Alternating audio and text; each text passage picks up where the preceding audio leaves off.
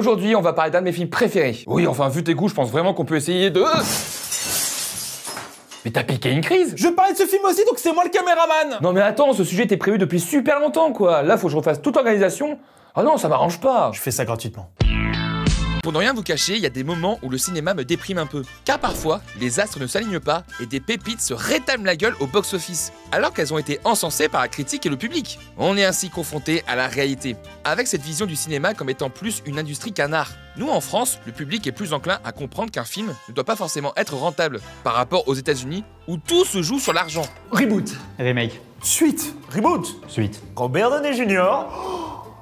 Live action. Argent. Argent. Argent. Oui, enfin là, c'est une supposition plus qu'une confirmation. C'est surtout que les économies entre les différents pays n'est pas du tout la même. Par exemple, on va pleurer un bon coup. Le Comte de Monte Cristo est un des plus gros budgets français en 2024. Il a coûté environ 43 millions d'euros et en a rapporté plus de 100 à travers le monde. Ce qui est un super score, vous allez me dire. Bah 43 millions de dollars aux États-Unis, c'est un film pour un blockbuster. Joker, c'est 7 millions de plus et il a rapporté 1 milliard. Combien? Évidemment, la situation est totalement différente, mais ça permet de remettre en perspective l'échelle économique au cinéma. Après, au vu de la crise actuelle, je pense que Hollywood va se calmer niveau budget. Alors, je viens de voir que le film The Electric State sur Netflix a coûté 320 millions de dollars. Mais ils sont passés où les millions? Dans le portefeuille des Rousseau. Ce qu'il faut retenir, c'est que 1. Le budget d'un film ne fait pas sa qualité, et 2. Un échec au box-office ne veut pas dire que le film est mauvais. Et inversement, c'est pas parce qu'un film a marché au box-office qu'il est forcément bon. Il y a beaucoup de facteurs à prendre en compte. Mais j'avoue que pour le film du jour, j'ai un peu de mal à comprendre, et j'avoue que ça fait mal. Aujourd'hui, on va parler de... The Nice Guys. Je suis trop content, bordel. The Nice Guys, ou Les Bons Gars en québécois, Je sais pas faire l'accent québécois. Ouais, ça s'est vu, ouais. est un film réalisé par une figure du cinéma américain, Shane Black, dont le parcours est super intéressant à analyser. En gros, Shane Black a fait ses premières armes en tant que scénariste. Avec en particulier les 2 premiers Armes Fatales, il est le scénariste le mieux payé et le plus en vogue des années 80. Cependant, après plusieurs échecs avec des grands noms d'Hollywood, il se retire pendant plusieurs années avant de revenir à la réalisation, avec Kiss Kiss Bang Bang, qui est trop cool. What did you just do? I put in one bullet, didn't I? Et après un petit détour vers Marvel, il revient à ses premiers amours avec un buddy movie, The Nice Guys. Un film dont l'écriture a commencé en 2001, qui a failli se transformer en série télé et qui a totalement changé de concept en passant d'une histoire contemporaine aux années 70. Et moi qui me plains que mon court-métrage prenne trop de temps. Shane Black a vraiment son propre style dont on parlera plus tard. Et le voir revenir avec ce film, autant vous dire que ça fait du bien et que c'était attendu. The Nice Guys est même présenté au Festival de Cannes en hors compétition. Et le film est mondialement bien reçu. Le public et la critique aiment le film. On acclame la performance de son duo et humour. Bref, un très bon film en soi. Ça a été un bide monumental. Et c'est avec une grande tristesse que nous annonçons la mort de The Nice Guys. Film parti trop tôt, adulé par le public et qui n'a pas réussi à surmonter ce système hollywoodien corrompu, comme RIPD Brigade Fantôme, 47 Ronin et Milo sur Mars. Je me suis trompé de texte. Pour un budget de 50 millions sans parler du budget communication, le film en a rapporté 60 millions. Ce qui, effectivement, à l'échelle des États-Unis, n'est pas très fou. Et malheureusement, il n'a pas pu rembourser son budget. Alors pourquoi ça n'a pas marché? Est-ce que les critiques ou le public s'est trop emballé? Qui est le fautif dans l'histoire? Avant de répondre, on va revoir le film et comprendre pourquoi le monde a sous-estimé ce chef-d'œuvre. Putain de merde! Le film s'ouvre sur mon fils spirituel qui compte se lustrer le poireau avec un magazine d'information éclectique. Et je me dégoûte d'avoir sorti cette phrase à voix haute. Mais malheureusement, ou plutôt heureusement pour nous, il est interrompu par une voiture qui fonce à travers sa maison. On peut même plus lire son magazine préféré tranquille. Dans la voiture, le petit découvre une femme. C'est l'actrice de film de Toréador, Misty Mountains. Elle s'apprête à mourir, mais voilà ce qu'elle dit avant de clamser. Est-ce que tu l'aimes, ma caisse? Vous l'aurez compris, nous allons avoir un film qui aborde le milieu de la pornographie, avec de la drogue, du sexe, de la violence, de la drogue, des culs, du sexe et encore du cul. Pas de blague? Pas de réaction? Non, parce que je pense qu'en ce moment, on a été un petit peu lourd niveau humour. Donc pas de black bof ni rien, on reste droit. Titre. Nous voici à Los Angeles en 1977. La période est importante. Et nous découvrons le premier luron de notre duo du jour, Jackson Ellie. Un homme de main un peu aigri par la vie et qui est là pour balancer des bouches et défoncer de la punchline. Plutôt l'inverse. C'est toi le boss. Quoi? Et ensuite, nous voyons le deuxième qui doit se remettre d'une bonne cuite, Holland Marsh, un détective privé dépressif, pas très dégourdi aux premiers abords, et qui arnaque ses clients. Pour résumer, on a affaire à deux mecs super fiables et dignes de confiance. Un problème dans votre couple, un proche disparu, une famille au bord de l'implosion. Nous sommes la solution. The nice guys. Avec une expertise en relations humaines au top, nous avons presque une dizaine d'enquêtes réussies. Trois enquêtes. C'est pas mal, non? Nous vous garantissons de régler vos problèmes de couple en un rien de temps. Parce que vive le célibat! Je suis un père divorcé. Pour un prix raisonnable de... Non mais viens là. Pour un prix raisonnable de 800 $ par minute... Nous vous aidons avec efficacité et volupté. The nice guys. Elle était bien celle-ci. Ah, c'est... Ouais, comme on dit, jamais 1312, hein. Ouais. Les deux vont se rejoindre d'une manière inopinée. En premier lieu, Holland doit retrouver Amelia, la nièce d'une vieille dame. Et comme je l'ai dit, c'est un peu un gugus. Mais qui dit ça en 2025? Déjà, il est pas très persuasif quand il interroge des gens, et surtout, c'est quelqu'un de très fragile. Oh merde, ça pisse de partout, ça coule sacrément. Et de l'autre côté, Jackson est engagé par cette fameuse Amelia pour qu'il tabasse les hommes qui le suivent. Sauf que l'un d'entre eux se trouve être Holland Marsh lui-même. Jackson défonce Holland, ça doit pas être un socialiste, et ce dernier avoue tout et ne montre pas la moindre réelle résistance à Jack, qui se charge de faire passer le message d'Amelia avec la manière forte. Respire. Bogal, y'en a qui essayent de lire! Juste après ça, le réalisateur nous montre à quel point il maîtrise son sujet, en jouant énormément sur le contraste et la prise de ton nette pour amplifier la comédie. Car dans la scène suivante, Jackson rencontre la fille de Holland et devient tout gentil et tout mignon avec un placement de produit pas du tout déguisé, mais rigolo quand même. Et est-ce que j'ai besoin de préciser que Holly est le meilleur personnage du film? Elle est trop cool! De toute façon, tous les personnages sont cool, avec des dialogues écrits à la perfection. Un style à la fois noir, satirique, brut de décoffrage, avec comme inspiration les œuvres de McBain, où les personnages observent le monde et interagissent ensemble, avec aigreur et spontanéité. Je dirais même que c'est une écriture un peu en mode punchline. Alors c'est pas vraiment le terme exact en écriture de scénario, hein. Bah vas-y, monsieur le scénariste, puisque tu es si intelligent, dis-nous le terme exact. ChatGPT, tu peux m'aider s'il te plaît? Mais une fois rentré chez lui, Jackson se fait surprendre par deux mafieux qui cherchent aussi Amelia. L'un fait son job normalement sans vague, et l'autre est le cliché du mafieux taré, complètement hystérique, qui fait n'importe quoi pour essayer de faire parler Jackson, mais surtout pour se faire remarquer et montrer qu'il est méchant. Je la connais pas, Amelia, ça sert à rien ce que tu fais. Mais t'inquiète pas, moi je vais te faire parler. Parce que si tu parles pas, je le mute. Mais je le connais pas lui. Oh bah super! Ah bah je le mute lui! Et c'est une peluche. Va jouer comme ça. Dis-moi, bam, ça fait mal. Pique. Aïe, aïe, aïe, aïe, aïe. Ok, on se la joue coriace. Et bah tu sais quoi, mon grand? J'appelle ta mère. Non, pas Moumoun! Jackson parvient à s'en dépêtrer, et c'est à partir de là que le film se transforme en buddy movie, pour notre plus grand plaisir. Jackson demande ainsi à Holland de retrouver Amelia, car elle serait en danger. Égal à lui-même, Holland tente de négocier un maximum de blé. Mais étrangement, Jackson est beaucoup plus enclin à négocier avec Holly qu'avec lui. La fille, hein, pas la marque. Combien ça coûterait si je voulais que tu tabasses ma copine Janet? Quoi? 30 $, ok, Vraiment, aucun on a de la problème. conversation. Bah on discute. Je les aime tellement. Première étape, le groupe d'activistes. Et on arrive à un premier truc qui me dérange. Le film souhaite aborder des thématiques importantes autour des États-Unis et de sa culture, l'écologie et de la pollution, et aussi une critique acerbe des politiciens et des relations de pouvoir. Mais en ce qui concerne l'écologie, j'ai l'impression que c'est assez maladroit, car sous prétexte de vouloir passer un message important et véridique, les personnages activistes sont montrés comme des débiles ou des hystériques. Et je trouve pas que ce soit une bonne manière, selon moi, de dépeindre ce type de personnage quand on veut parler de ces sujets. Là encore, ça va, ça reste un peu rigolo, et dans le ton du film. Faut pas vraiment prendre ça au premier degré, pas comme une année difficile. Mais j'ai l'impression qu'aujourd'hui, dans les grosses productions en tout cas, dès qu'on veut parler d'un sujet important, on le fait de manière très maladroite, voire cynique. Je pense que c'est important aussi de montrer des personnages positifs ou normaux, pour éviter de stigmatiser constamment ce genre de groupe. Attends, c'est moi ou ton compteur d'abonnés chute d'un coup? Ah merde, putain, mais faut qu'on trouve une solution là.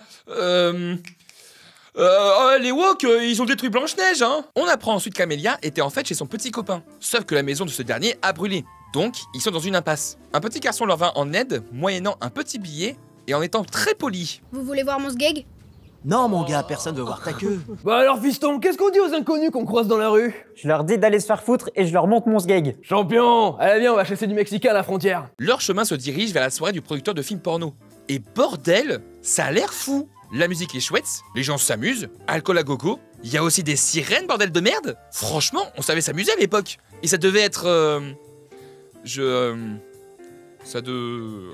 Ok, même pour moi, là, c'est trop. Pourtant, t'as un gros beauf, ça devrait te plaire. Non mais attends, François, t'as le mauvais beauf et le bon beauf. T'as le mauvais beauf, il est là, il voit un cul, il se pose là, il regarde, et c'est un mauvais beauf, c'est juste un mauvais beauf. Tandis que le bon beauf, il voit un cul, il se pose là, il le regarde, et c'est un bon beauf, c'est un bon beauf. Et pendant que Holland gère sa petite addiction à l'alcool, Jackson fait son travail en trouvant des indices. Le costume du film, une bobine, et à l'intérieur, un papier indiquant une date et une adresse. Et il découvre aussi Holly qui est en train de regarder un film porno sans crier gare, mais qui les aide en interrogeant une des filles. Un jour, il me présente une fille, il dit que c'est sa sœur et dans la foulée, je tombe sur eux au pieu. Et il faisait dans l'anal et tout. Il faut pas dire et tout. Dis juste, il faisait dans l'anal. Holland, totalement torché et en train de draguer comme un sagouin, tombe par mégarde d'un balcon et découvre à la fois Amelia qui s'enfuit, mais aussi...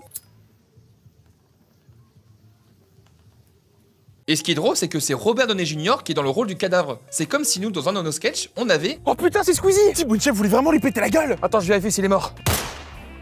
Je crois qu'il est mort. Attends, je vais vérifier. Ouais, il est mort. Ouais, je crois. Et là, tout part en couille. Littéralement. Les deux tueurs du début sont de retour, et ça part en bagarre et en grosse course-poursuite pour récupérer Amelia et Holly. C'est intense, la musique s'emballe, ça se balance des grosses bastos dans la gueule. Bref, sortez les popcorn, c'est trop cool. Après l'accident, Holly montre encore une fois que c'est la meilleure, en faisant preuve d'une profonde bonté envers le méchant. Mais malheureusement, Jackson ne l'entend pas de cette oreille. Il s'en est pas sorti.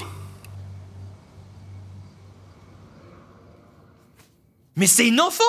Va jouer aux cartes Pokémon là, au lieu de chercher à être traumatisé. Amelia profite de ce bordel pour s'enfuir. Mais surprise, Vicky Vale débarque de Gotham et nous apprend que c'est la mère d'Amelia. Elle est procureure et traque à la fois le conglomérat de l'automobile et la pornographie qui gangrène les rues d'Hollywood. Et vu qu'elle n'entretient pas vraiment de bonnes relations avec sa fille, Amelia a décidé de tourner un film pornographique pour nuire à son image. J'ai vraiment l'impression que 95% du cinéma américain, il y a que des rapports conflictuels entre les parents et les enfants. Mais ça existe des parents cool quoi. Genre dans le film de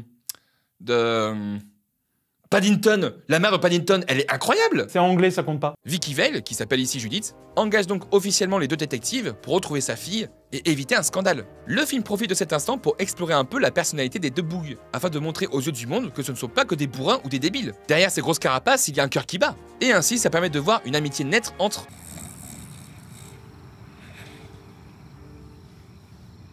Oui, bon, c'est vrai que Holland est un petit peu un gros con par moment. Et même si on peut le comprendre au vu de son passé, on est un peu comme Holly et on a envie de le secouer pour lui dire « Mais enfin, je suis pas un ton fils !» Ah non, c'est pas ça. « Mec, t'es un bon gars!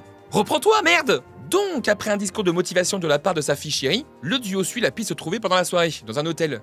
Et là, meilleure scène du film.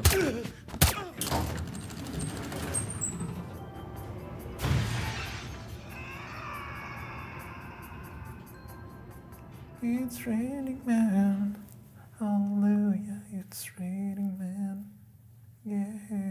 Pour vous rassurer, j'ai skippé pas mal de passages dans le film, parce que c'est tellement drôle que j'ai pas envie de vous gâcher certains moments comiques. Mais pour vous expliquer, après la mort du mec là, ils ont envoyé un certain John Boy, un gentil luron qui adore massacrer ceux qui vont au travers de sa route, pour récupérer Amelia, mais par chance, elle parvient à s'échapper de l'hôtel et nos deux héros la ramènent en lieu sûr. Mais comme Amelia est jouée par Margaret Qualley, elle gueule. Beaucoup. Ces oppresseurs corporatistes, tout ce qu'ils veulent, c'est notre mort. Ouais, on est les prochains sur leur liste. On est que des pions. C'est bon, on a compris. Elle nous balance que tout ceci est un complot, que sa mère cherche à tuer tout le monde pour détruire la moindre trace du film d'Amelia. Et qu'en fait, elle est en étroite relation avec les manias de l'automobile. Au lieu de vraiment aider la ville, elle cherche juste à gagner en pouvoir et en richesse. On ne fera aucun parallèle avec la vraie vie, hein. Pas envie de perdre encore des abonnés. Mais effectivement, c'est intéressant de voir cette scène en parallèle avec le destin de la ville de Détroit, on en parlera à la fin. Ainsi, derrière cette comédie noire, Shane Black parvient comme à son habitude à apposer subtilement une critique presque satirique du monde réel et des États-Unis. Et c'est très fort de la mettre comme ça de manière si naturelle en fait. Et encore, le film est beaucoup plus léger que L'Arme Fatale, qui est très dur par moments. Et là, encore une fois, tout part en couille. Holland et Jackson se font manipuler par Judith pour créer une diversion pour le fameux John Boy, qui a un déguisement imparable. Bonjour mes petits Fräulein, je recherche une petite fille qui s'appelle Amelia. Est-ce que, par le plus comme ça, tu l'aurais vu? Mais vu que Holly est fucking badass, elle parvient à le ralentir juste à temps, pour que Jackson et Holland aient le temps de revenir pour l'affronter. Ça tire de partout, la maison est détruite à cause d'un palmier, et pendant le feu de l'action, Amelia s'enfuit. Grossière erreur, car John Boy, forcé de fuir, croise la route d'Amelia. Et... Pitié, je dois quitter le quartier. Ok, c'est la meilleure idée du film. À cet instant, présenté d'abord comme une blague, cette scène est un véritable choc qui rabat toutes les cartes et permet à l'intrigue de changer de dimension.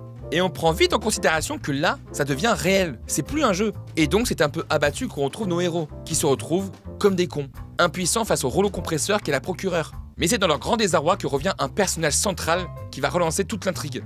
La vieille dame. Monsieur March. Et là, tout paraît clair. Comme la caverne de Platon, le réalisateur parvient à sublimer la dose. Bon, en fait, pour résumer, en gros, Amelia a tourné un film avec son petit copain Dean, produit par Sid Chatke, et en faisant jouer Misty Mountains dessus, afin de mettre en avant la conspiration entre sa mère et les concessionnaires automobiles. La procureure a donc voulu tuer tout le monde et récupérer le film en engageant 2 hommes de main. Sauf qu'après la mort de celui qui est nommé Blueface, elle aurait engagé John Boy pour finir le travail. Mais dans le même temps, elle aurait engagé Jackson et Holland pour, je cite, protéger sa fille. Parce que peut-être elle assumait pas de tuer sa fille. C'est bien clair dans votre esprit? Bon. C'est le moment de la grande séquence finale où on nous confirme que la procureure est bien derrière tout ça, avec son assistante qui est bien empotée aussi. Vous savez quoi? Tout le monde recule, allez on se dépêche. Ils ne trouvent pas le film, donc ils doivent retrouver le projectionniste. Et on arrive à la deuxième scène, la plus drôle du film. Eh mon pote, qu'est-ce que tu bois? C'est gratuit, tu prends quoi? C'est moi ou l'accent du serveur est légèrement raciste? Non mais c'est normal si le film a un petit peu mal vieilli. Il date de 2016. Enfin, je veux dire que c'est l'époque du film qui a mal vieilli. Jackson retrouve le projectionniste qui a été tabassé et jeté dans une benne à ordures. Les projectionnistes, c'est dans la poubelle jaune. Et il nous dit que le film se trouve dans le projecteur. Le combat final s'engage avec son lot de blagues absurdes, de chutes vertigineuses, d'explosions et de dilemmes moraux, où je vous spoil pas toute la séquence pour vous laisser un minimum de découverte. Le film est projeté devant des milliers de personnes et l'équipe parvient à récupérer la bobine intacte. Elle devient ainsi la preuve de tout ce merdier et la procureure se fait arrêter et confronte une dernière fois nos héros. Comment vous avez fait pour vous en sortir? Mon plan était juste parfait. Tu veux savoir? Nous sommes vraiment stupides. Ouais. Eh ben... Blablabla, le discours du méchant habituel qui dit que rien n'est fini, qu'elle a quand même sauvé la ville, bref, partons plutôt sur une bonne bière pour conclure cette histoire et célébrer cette amitié naissante. Holland propose à Jackson de créer une agence de détective en l'appelant The Nice Guys. J'avoue, le nom est classe. Elle arrive quand la suite? Non mais sérieusement, il est trop bien ce film! Qu'est-ce que ça m'a fait du bien de le revoir et de vous en parler! Et je vous intime l'ordre de foncer le voir si c'est pas déjà fait. Alors j'ai divulgué l'intrigue principale, mais j'ai évité un maximum de vous spoiler toutes les blagues, pour vous laisser profiter un maximum pour ceux qui ne l'ont pas vu. Honnêtement, tout était trop cool. C'est un feel-good movie parfait. La réal est dynamique et lisible, le film nous montre toutes les facettes de Los Angeles en soignant sa lumière et ses décors, c'est rythmé à la perfection, les dialogues sont aux petits oignons, et les acteurs sont géniaux. Ce duo improbable fonctionne parfaitement, et ça fait plaisir de voir des acteurs sortir de leur zone de confort. Là, je parle surtout de Russell Crowe, parce que Ryan Gosling, il a toujours été bon dans la comédie. Et pas que dans Barbie. Tous les personnages sont géniaux, en particulier Holly, qui est un des meilleurs personnages du cinéma moderne. Et je pèse mes mots, elle est incroyable. Le genre de personnage à la fois cool, badass, drôle et touchant, qu'on aime suivre. Vraiment, ce genre de personnage foncièrement positif, il en faut de plus en plus. Les chansons sont trop bien, le scénario est ultra efficace avec des pivots scénaristiques surprenants et une profondeur cachée qui permet au film de dépasser son simple statut de divertissement. Derrière la comédie, on sent quand même une critique des États-Unis et de ce fameux rêve américain, de ce côté gloire et rayonnant. À travers ces dérives, ces hypocrisies politiques, notamment tout ce discours autour de Détroit, je pense que le réalisateur a voulu marquer une certaine désillusion face à des promesses complètement lunaires. On est très loin des promesses de la gouverneure. Et il y a un parallèle intéressant aussi. Sans doute que je fabule totalement, mais il y a un truc intéressant à analyser, car si le film critique ouvertement l'industrie automobile et les dérives politiques qui en ont découlé, pourquoi avoir au cœur de tout ça la pornographie? Car bon, on le sait tous, la pornographie a une très mauvaise image de débauche et de trucs pas très catholiques pour être poli. Sauf que dans ce film, on nous montre que les politiciens sont encore plus sales que la pornographie, dans un contexte de libération des mœurs. Ça remet tout en perspective, car à l'époque, et encore un peu maintenant, les gens voyaient la pornographie comme l'ennemi de la bien-pensance, alors que le porno, ça reste du cinéma, avec tous ses bons et ses très mauvais côtés. Ce qui détruit l'Amérique, c'est surtout ses grandes promesses et ses hypocrisies pour que les politiciens gardent juste le pouvoir et le pognon. Je pense que The Nice Guys cherche à nous rappeler que l'Amérique idéalisée, ce fameux rêve américain que les dirigeants / médias cherchent à nous vendre, c'est pas si réel, qu'il y a une face cachée qui dénote avec tous ces discours, et c'est encore plus vrai aujourd'hui. Je vais sans doute trop loin dans le délire, mais connaissant Shane Black, ce serait pas très étonnant. Mais moi, je voulais juste parler d'un film cool. Vous l'aurez compris, je suis un fan absolu de ce film que je vous recommande fortement. C'est un feel-good movie qui saura vous faire rire et vous tenir en haleine de bout en bout. Et ça fait du bien de voir que 30 ans après L'Arme Fatale, Shane Black n'a rien perdu de sa superbe. Pourquoi il a bidé ce film? Il y a plusieurs critères à prendre en compte et on peut pas se cantonner à « il est sorti au mauvais moment ». The Nice Guys est un film rated R, ce qui limite déjà son public. Ensuite, j'ai pu lire sur Reddit que certaines personnes trouvaient le titre du film pas hyper vendeur. Alors, je sais pas du tout où ça sort personnellement, mais après, on peut parler aussi de la campagne publicitaire. De ce que j'ai lu aussi, Warner aurait plus mis en avant le film Agent presque secret plutôt que The Nice Guys qui est sorti un mois avant. Donc en dehors des festivals, The Nice Guys n'aurait pas eu une énorme campagne pub. Et en l'occurrence, celui qui a le mieux marché au box-office, c'est celui que tout le monde a oublié.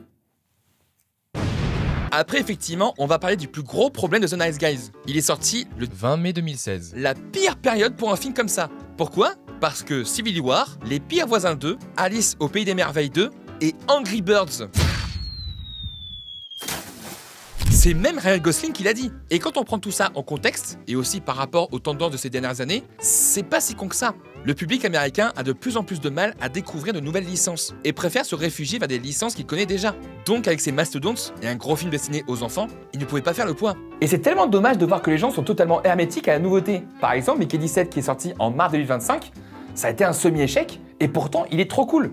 Pas parfait certes, mais il mérite absolument pas d'avoir été boudé. Il ne faut surtout pas se fier au box-office qui n'est pas un indicateur de qualité majeure pour un film.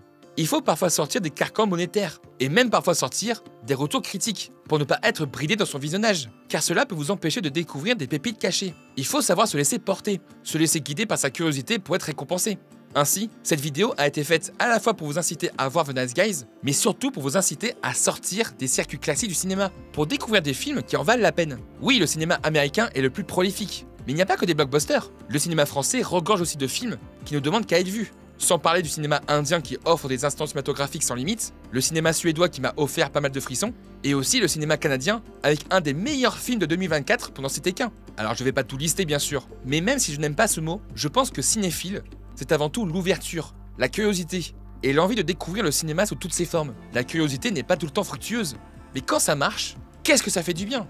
Et pour commencer, je vous propose de voir deux films géniaux. Un film de vampire suédois qui s'appelle Morse et un film de science-fiction américain qui a été fait avec à peine 50 000 $. Cohérence. Si ça vous intéresse, j'ai fait des vidéos dessus. Merci à tous, j'espère que la vidéo vous aura plu. N'hésitez pas à mettre un like et à partager la vidéo pour qu'elle puisse vivre un maximum. Quant à moi, je vous dis à très vite et n'oubliez pas d'aimer les œuvres que vous aimez. Ciao!